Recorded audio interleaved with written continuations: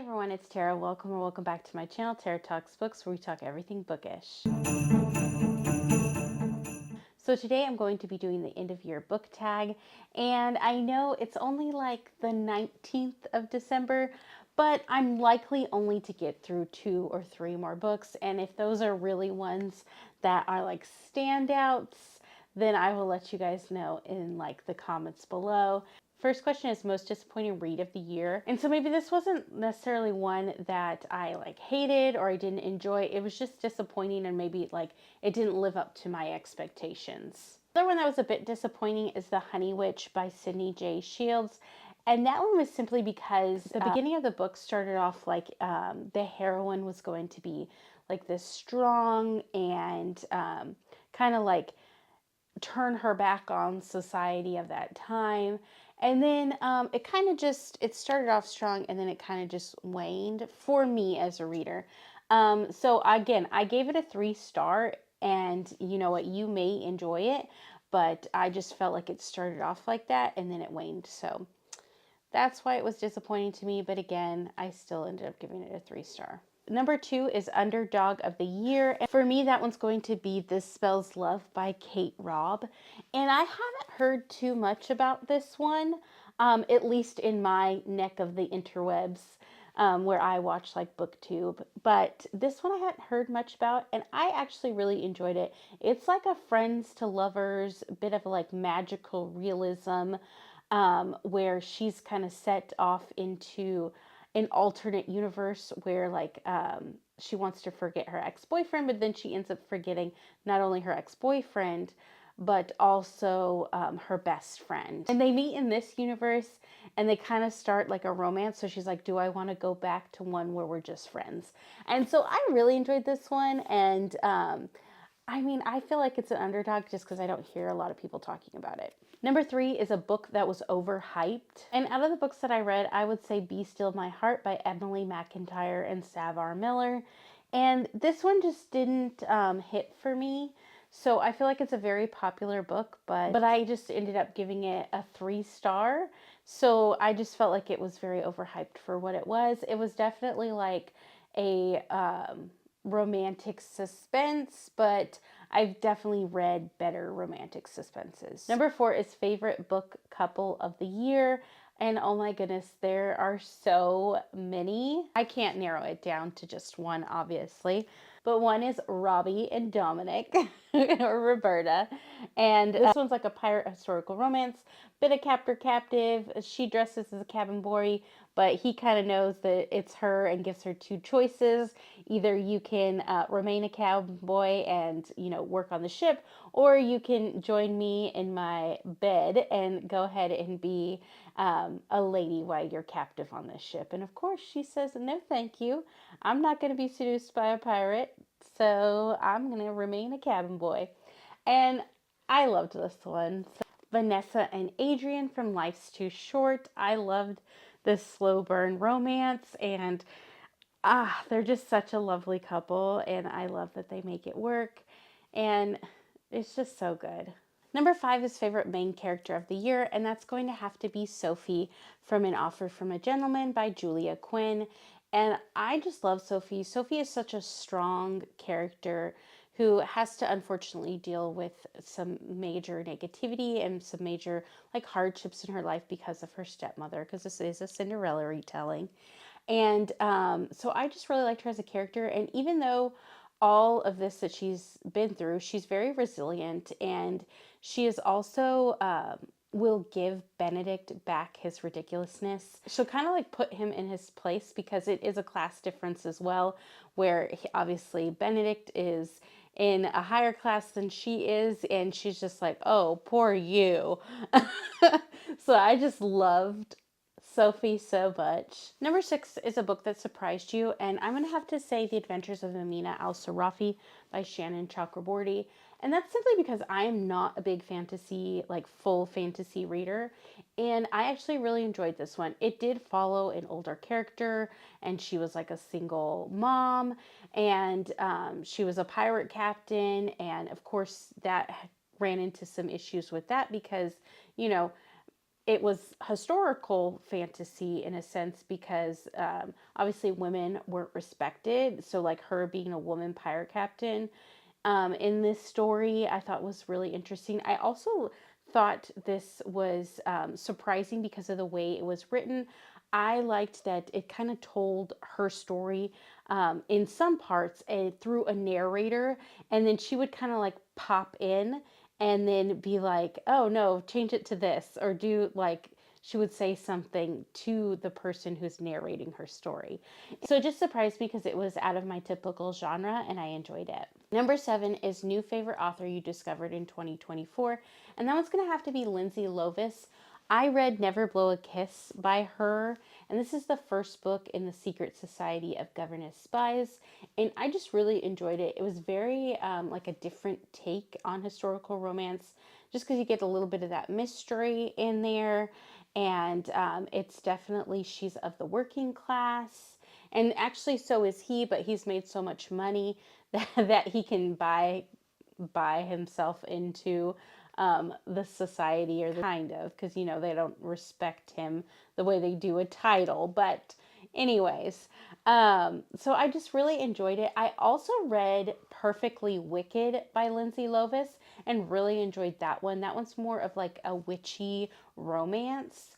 So both books, like I said, I gave this one a 5-star, and then I gave Perfectly Wicked a 4-star, and then I definitely want to read more from her. Number 8 is Happiest Read of the Year, and I'm going to have to give it to Hot Earl Summer by Erica Ridley, simply because this one made me laugh out loud so many times, and I really just loved the characters in this one.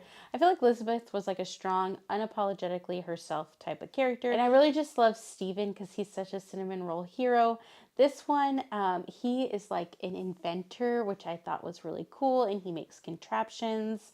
And there's just some hijinks in it that just made me laugh out loud, and it just made me happy to read it. Number 9 is most frustrating book you read in 2024, and it is frustrating because of the premise, not because it was a bad book. I do want to clarify that. And that's going to be The Push by Ashley Audrain.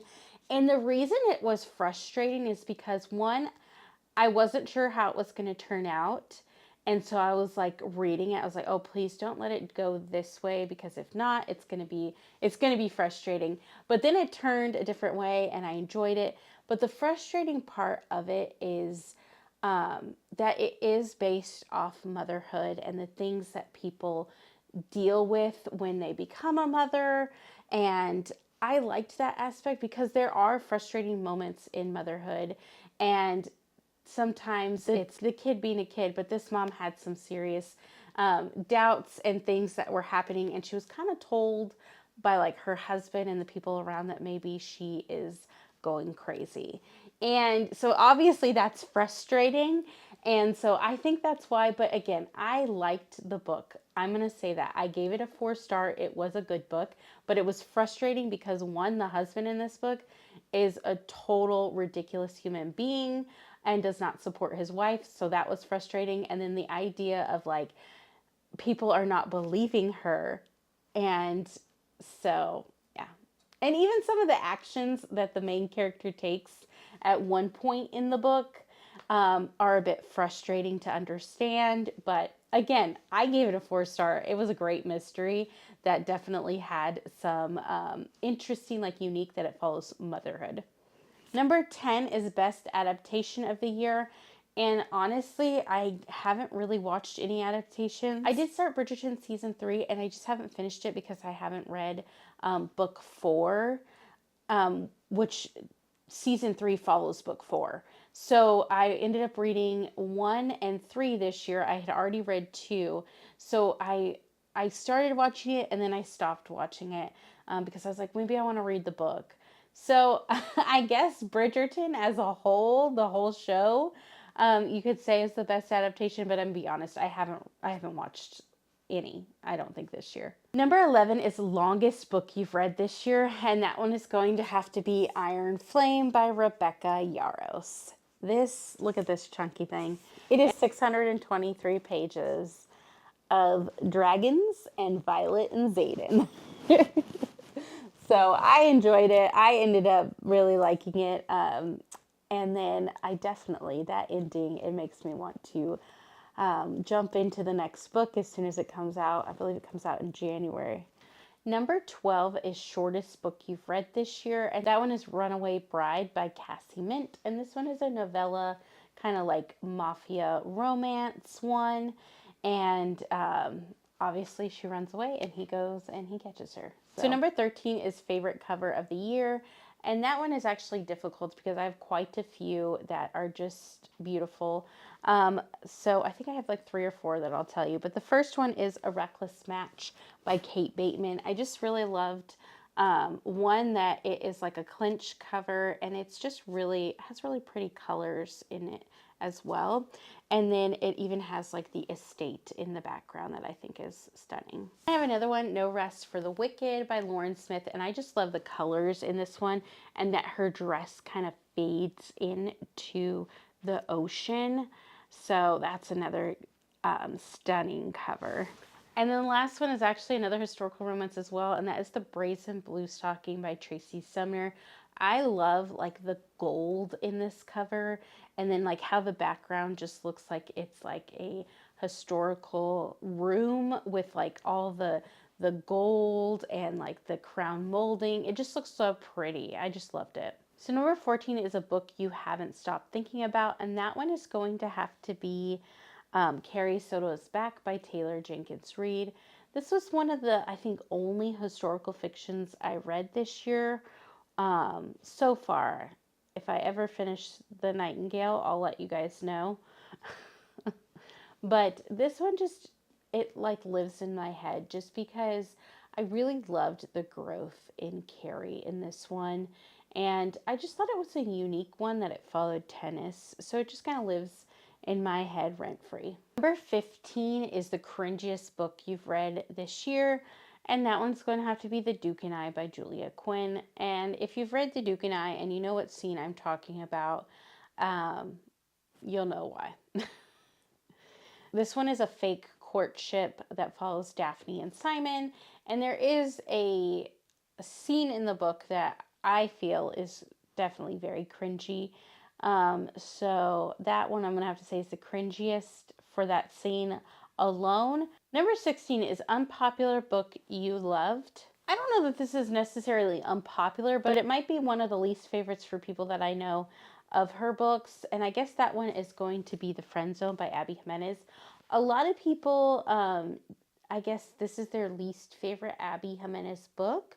But I really enjoyed it. I ended up giving it a 4 stars. So I liked Kristen's personality. There are definitely some questionable things that kind of happen, and I can see why it would be the person's least favorite book by Abby Jimenez.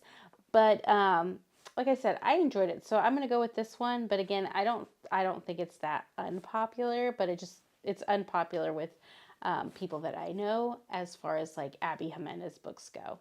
So number 17 is what is the highest and lowest rated books you read this year on Goodreads, and do you agree? So the highest rated would be Harry Potter and the Prisoner of Azkaban by J.K. Rowling. And I enjoyed it. I'd agree. It got a 4.58 on Goodreads. I gave it a 4 star. So that's the highest one I read this year.